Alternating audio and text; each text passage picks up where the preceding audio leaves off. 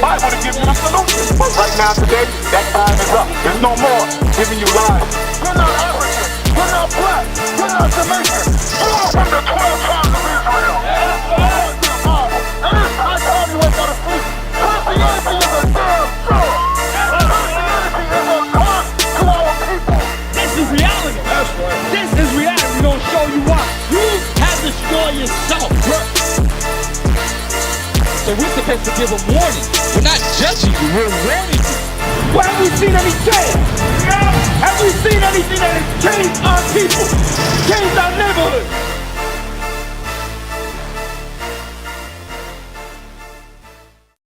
But you said something that was key earlier. You said we got to establish our own government. How many of us think that's true? Do you think that we got to establish our own government? If it's the right thing. So you like this government that we're under right now? Not this one. Why? It ain't right. So what makes it not right? The way that we get treated. Give me Exodus chapter 20, verse 2. I'm going to show you what God calls this government or this system. I'm going to give you. I'm going to show you what God calls it. Exodus chapter 20, verse 2. Read. Exodus chapter 20 and verse 2. I am the Lord thy God, which have brought thee out of the land of Egypt, out of the house of bondage. God calls this system the house of bondage. Right. Because when you look at when you look at a house, it's developed with rules and systems. God calls this system bondage. Because when you look at our people, we are stuck under oppression. We are getting shot down left and right. We are getting killed at alarming numbers. But nobody knows why are we getting killed? Why do you think that we're getting killed at alarming rates? Proverbs 29. Why do you think? Because what?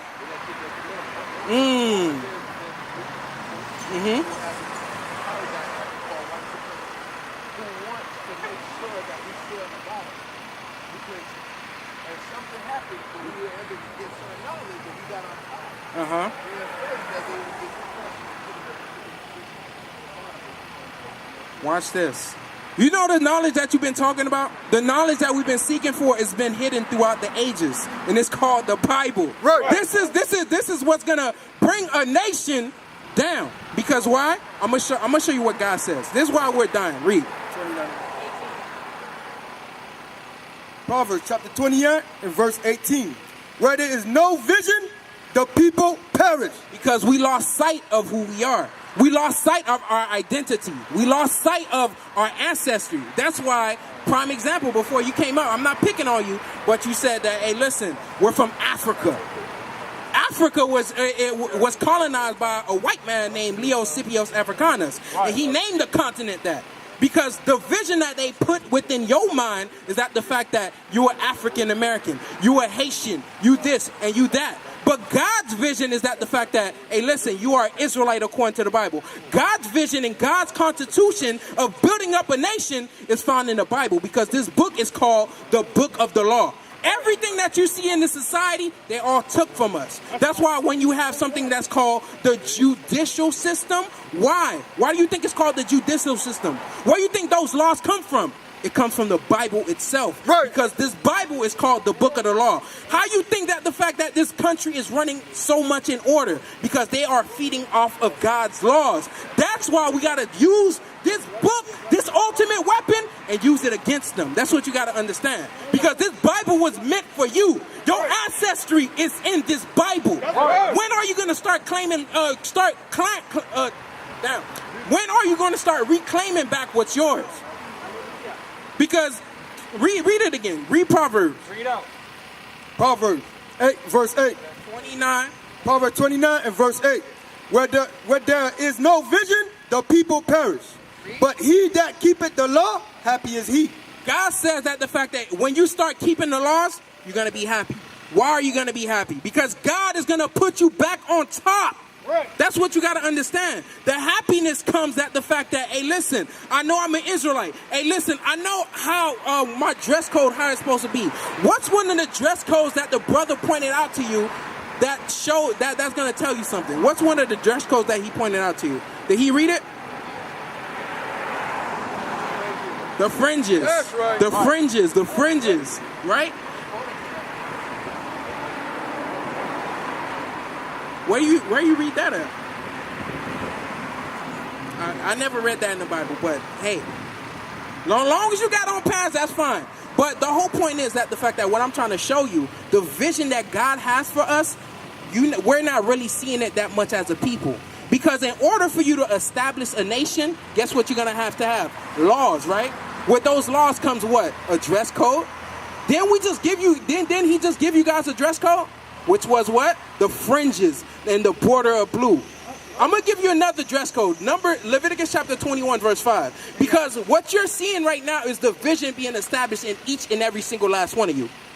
But we never paid attention to that. Because why? We think this Bible is a fairy tale. Right. Because our mind is so disconnected from God that the fact that, hey, listen, this Bible is kind of fake. It's contradictory. It doesn't make too much sense. But what you're seeing right now is a nation being built up. That's right.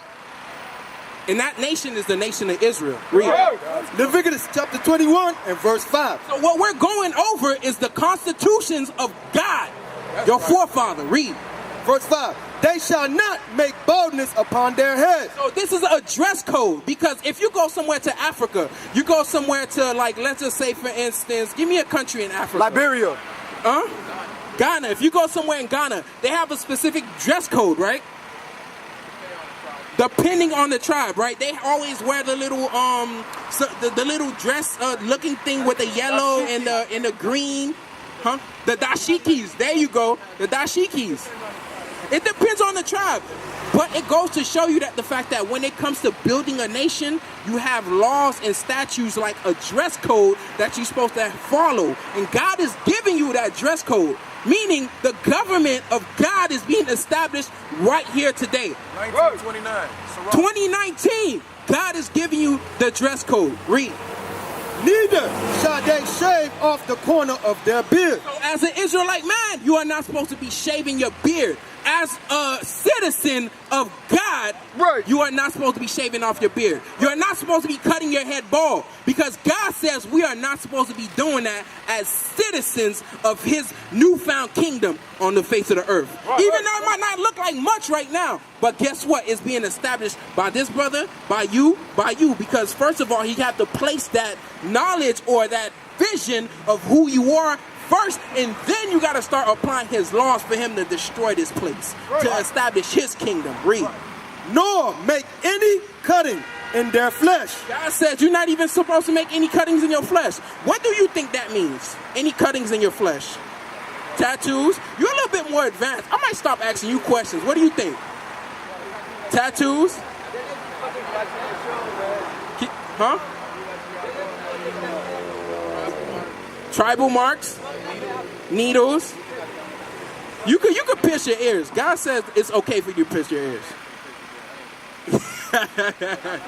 Yeah. So basically, this is what we're trying to show you, that the fact that your nation is found in the Bible. Your ancestries and your footprints is found in the Bible. Right. We just think that give me Ephesians chapter 1 and verse 18.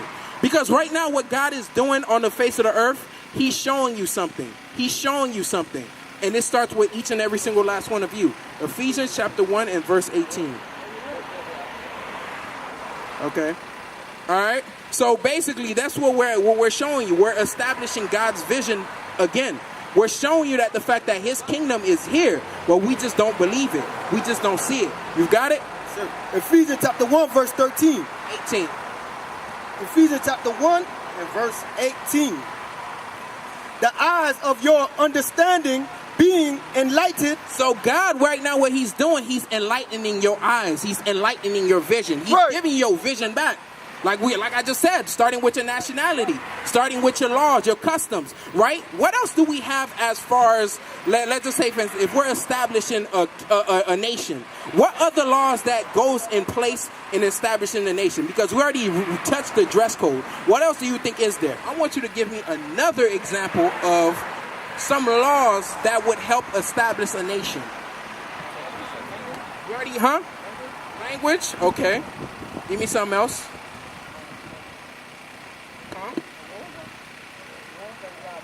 Yeah, rules that we gotta abide by as a nation.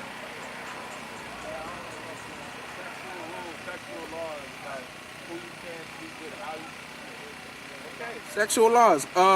You want me to touch on this first? Okay, so sexual laws. Let's touch on some sexual laws, like as you just said. Because this dude is on the money. You got good things. I just didn't want to touch on the language yet because, you know, I have my reasons. Read. Deuteronomy chapter 7, verse 3. No, give me Exodus 22 and 6. Yeah, yep, okay, I like that. Deuteronomy chapter 7 and verse 3. Neither shalt thou make marriage with them. Thy daughters thou shalt not give unto his son. So when God says, neither shall thou make marriages with them, meaning the other nations. Meaning if you have, what is called, what they call it? No, it's jungle fever. That's what they call it. If you're having jungle fever, God says, hey, listen, you can't marry them. Read it again. Neither shalt thou make marriage with them. Thy daughters thou shalt not give unto his son, nor his daughter shalt thou take unto thy son. So many of us think when we read this law or we read this statutes within our nation, people think that the fact that we're racist. But really, in all actuality, what's going on? God is saying this. God is saying for us to separate from these other nations, meaning don't marry them. Why do you think God would say something like that? Give me Sirach 26:19.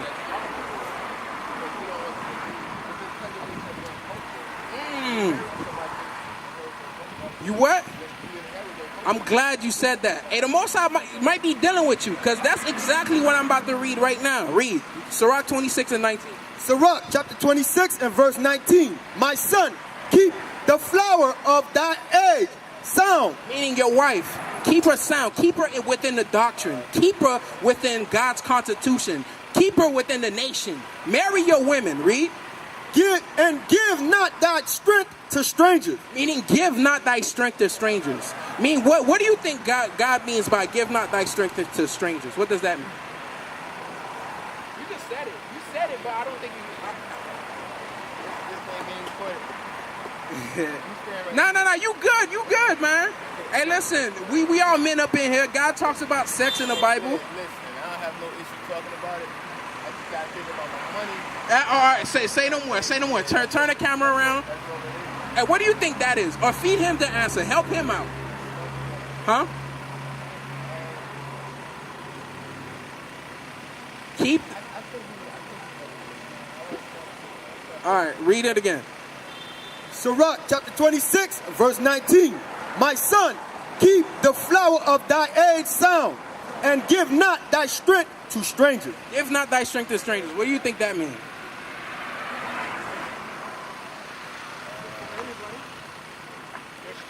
Your strength. What is your strength? Meaning, I'm gonna give you. Your what? Your seed, meaning your DNA, what you passing down. Meaning you taking what's rightfully yours. Your royalty, meaning God says what comes out of you is nothing but pure royalty. God says what comes out of you is nothing but pure power. You understand? And you taking it, now you giving it to another nation. Read. When thou hast gotten a fruitful possession, and you get your wife, read, through all the field, sow it with thy own seed, trusting in the goodness of thy stock. So God says you got good stock, you got good genes, you got good DNA. Prime example, Blake Griffin, and Blake Griffin father is what? So-called Haitian, right? And his mom is, so-called Caucasian. In the Bible is Esau. Right. Right? Now look at Blake Griffin. Blake Griffin is damn near the best dunkers in the NBA. Because why? God says, do not give your strength to these other nations. Let's see why God is saying that. Read. So thy race which thou leavest shall be magnified. So now you're not really magnifying your race. Guess what they're magnifying? The mother. They magnifying the Edomite race or the so-called white race. Right. Because why? He could jump a little bit higher. Look at us. We have the most talent on the face of the earth, right? We know how to sing, right? I'm gonna take it from the music industry. Guess who created that that stoplight? Who created that? The black man. Wow. Coming straight out of slavery, out of hard bondage. Right. Cotton gin. Us. A whole bunch of, the refrigerator. Guess who made that? Us. Our nation. We are smart. We are a smart people. I'm going to show you what God calls us in the Bible. Give me Lamentations chapter 4, and give me verse 2. Because God says the reason why you don't marry these other nations, because why? You're going to start giving your strength to strangers. Meaning, what's supposed to be used to glorify God, you take it and you glorify another race. And God hates that thing. Right. That's just a prime example. Who's picky about, like, you know, certain things that goes in their plate? Prime example. God is like that. He just said, hey, listen, I don't like my my mashed potatoes connected with my peas. I don't like that. I like them separate. Meaning that's my little pet peeve. That's why I'm telling my nation, hey, listen, stick with your own nation, because why are you going to glorify me through that? Right. Because if you do that, then guess what? Look at these people. Damn, they so amazing. Who the hell is their father? Where do they come from? Where do they get their laws? Where do they get their statues? It all comes from the Bible. And guess what? Our ultimate father is the God in heaven. A black man with woolly hair. Right. Read. Lamentations 4 and 2. Lamentations chapter 4, verse 2. The precious sons of Zion. So God is talking to the precious sons. You guys are the sons of Zion. Another name for Zion is the 12 tribes of the nation of Israel. That is who you are. That's who you be. Read. Comparable to fine gold. Wait, what? Comparable to fine gold. You see what God compares you to? He compares you to gold. Prime example, right? Let's just say, for instance, the economy falls, right? What you do? Damn, you business smart. I like that. All praises. Yeah, you invest in gold because why? It has real value. Because why? Gold never loses its value. Because it's a precious metal on the face of the earth. It's so rare that the fact that people going down little hills, paying millions and millions of dollars to dig down through it, to dig through dirt, to shuffle it in water so they can find gold. God says, I'm comparing you to that. That the fact that exactly. Ha.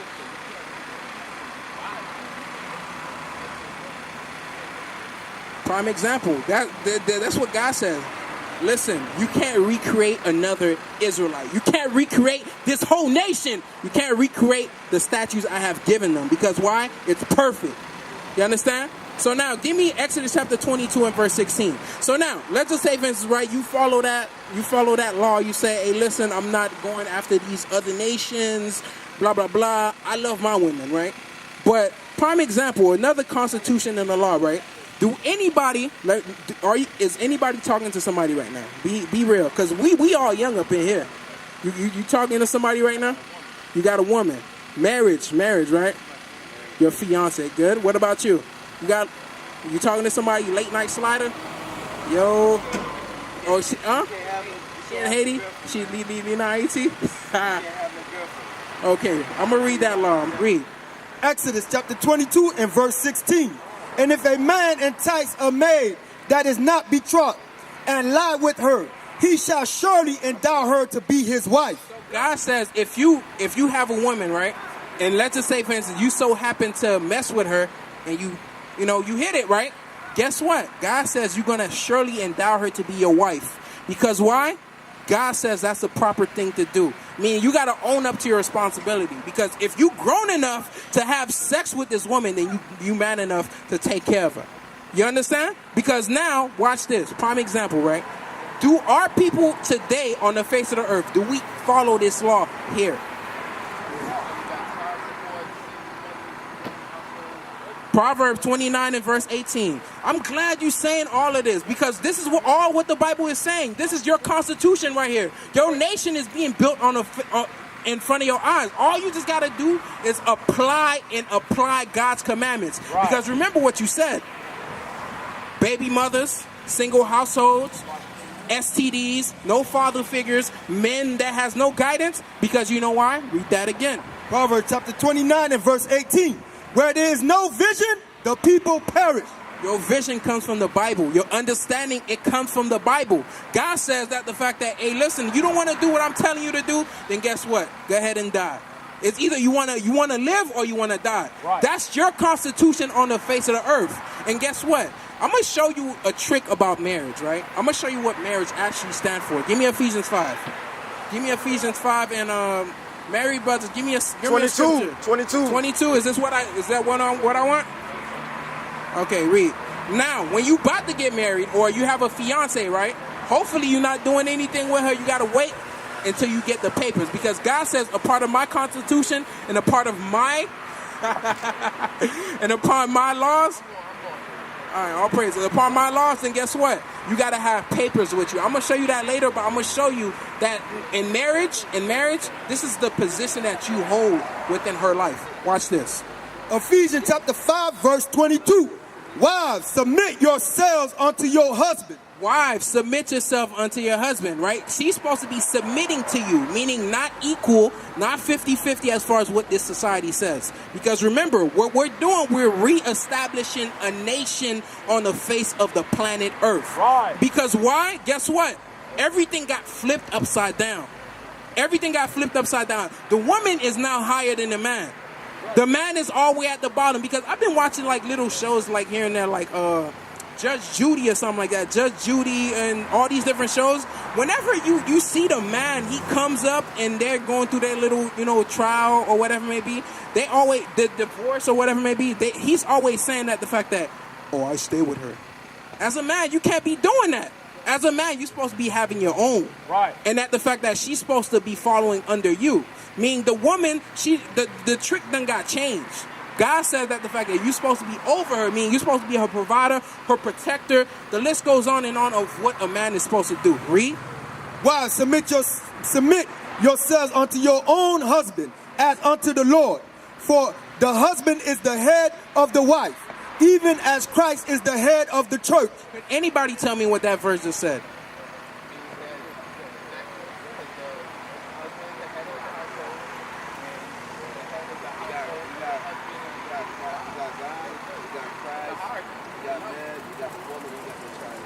I'm gonna hit y'all with something real quick. All right, what's this? It says,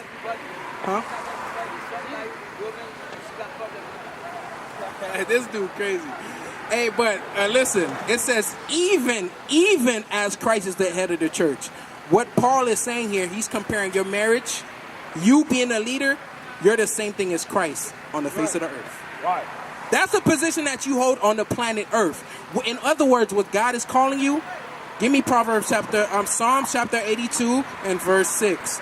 I'm going to wait till the scripture says it, because this is what God is actually calling you. This is what God is actually calling you. I want to say something. I don't know what to say because I want to read this scripture right here. You got it? Proverbs chapter 82 verse 6. Proverbs chapter... Psalm 82 verse 6. I have said, ye are God. What? I have said, ye are God. God is calling you a God on the face of the earth, and we don't even know it. That's the sad part about it. Psalms chapter 82, and read it again. Psalm chapter 82, verse 6. I have said, ye are God. What did God say? I have said, ye are God. So God just said that the fact that we are gods on the face of the planet Earth. That's right. But what? Read. And all of you are the children of the Most High. You the children of the Most High. Read. But ye shall die like men. God says you're going to end up dying like men. Because why? You lack vision. Because why? You haven't been following my constitution.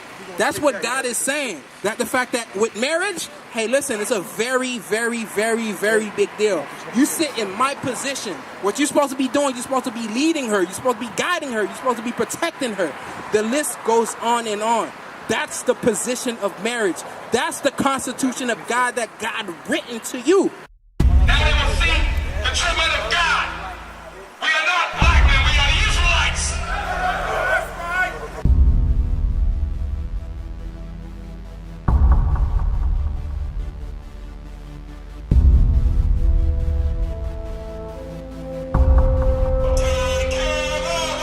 Take care of us. And our children too. We have abandoned.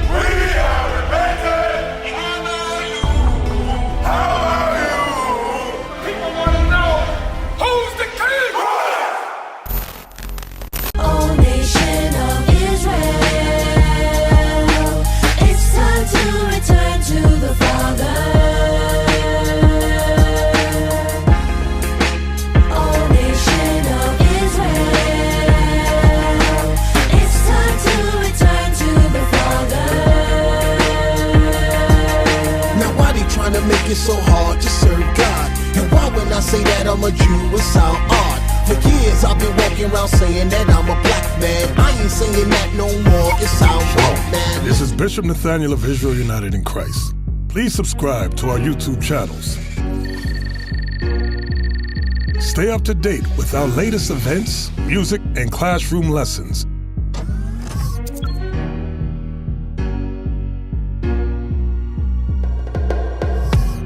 IUIC plans to continue visiting different countries where this gospel has not been preached before. IUIC needs your help in pushing this truth.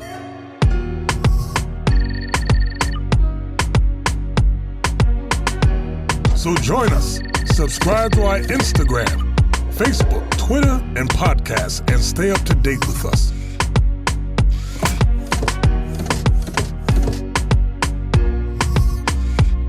For more information, please visit www.israelunite.org.